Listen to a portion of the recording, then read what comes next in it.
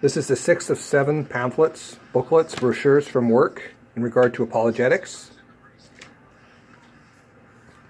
This one is entitled Bible Overview, Themes, Facts, and Key Verses at a Glance.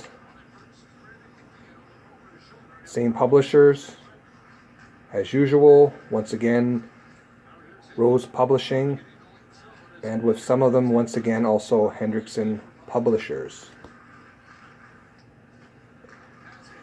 Pull this pamphlet out, long form on one side.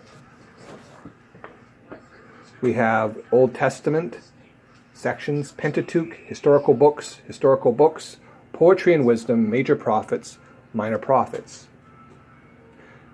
For example, within Genesis it has the who, Moses, what, the beginnings, where, Egypt and Canaan, when, 1446 BC to 1406 BC, why, to demonstrate that God is sovereign and loves his creation. There's an outline of the chapters, and their version of a key verse is, I will establish my covenant as an everlasting covenant between me and you and your descendants after you for the generations to come, to be your God and the God of your descendants after you, Genesis 17:7. So the one side has that information for the Pentateuch, historical books, in two sections, poetry and wisdom, major prophets and minor prophets. To turn this guide over, it has a section on how to use the Bible overview pamphlet, which really don't see as necessary, but it's kind of them. Continues actually with minor prophets. Then there's New Testament, Gospels and Acts, Paul's epistles, letters in two sections, general epistles and Revelation.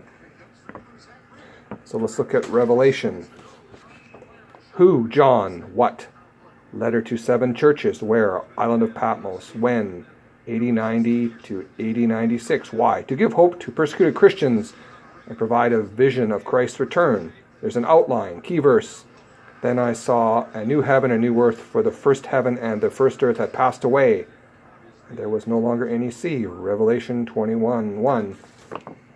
On this website, I often quote Revelation 21 to 22 in regard to the new heaven and new earth, which I don't believe is described plain literally in Scripture, but it's certainly not myth. It is described figurative literally, or with the use of symbolism and metaphor.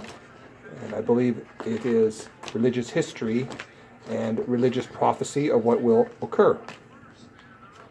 So, another good pamphlet. I recommend it.